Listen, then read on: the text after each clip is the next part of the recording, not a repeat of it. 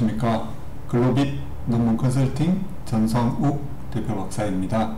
오늘은 연구 주제 정하는 방법에 대해서 말씀을 드리도록 하겠습니다. 우선 연구 주제를 정하는 게 논문의 반이라고 할 정도로 되게 중요하고 또 어렵습니다. 실제 대학원생들이 논문을 쓰시다가 주제를 선정해서 교수님한테 컨펌 받는 과정이 되게 어려움을 겪습니다. 그만큼 주제 선정이 어려운 것인데, 주제를 선정한다는 건 저희가 사회과학은 사회현상, 자연과학은 자연현상에 대해서 어떤 게 문제이고 거기에 대한 솔루션을 제기하는 연구 문제 제기나 문제 형성이라고 합니다. 그래서 사회과학 중에, 사회현상 중에 어떤 게 이슈가 돼서 그 문제를 인식을 해서 이 문제가 어떤 게 사회적으로 이슈가 되고 있고 또 그 이슈가 되고 있는 거에 대한 솔루션을 제시를 하는데, 물론 그 솔루션이 대한 제시가 경험적이고 논리적이고 타당한 검증이 가능하도록 입증을 해야 논증을 해야 되는데, 그래서 주제 선정이라는 건 연구 문제를 인식하고 형성을 해서 그 연구 문제, 형성된 연구 문제를 연구자가 경험적으로 분석하고 검증이 가능해야 되겠습니다. 그리고 또 연구자가 제기한 문제의식을 가지고 다루고자 하는 내용이 문제 제기와 결론이 톱니바퀴처럼 맞물릴 수 있도록 구체적인 대안, 결론에서 구체적인 대안을 도출할 수 있는 내용으로 선정이 돼야 되겠습니다. 그리고 전체적인 주제라는 건 전체적인 논문의 내용을 포괄하고 전문적으로 내용을 전체적으로 다룰 수 있는 것을 주제라고 할 수 있겠습니다.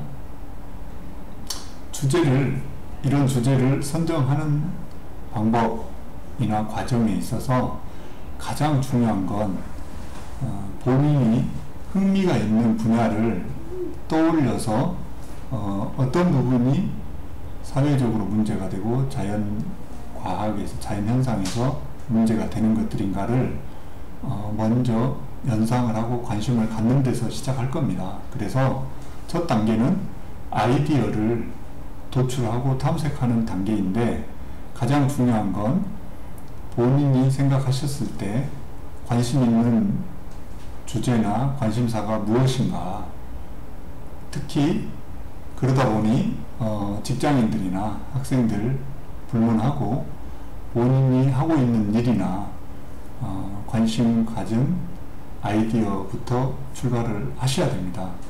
물론 그 아이디어 자체가 주제로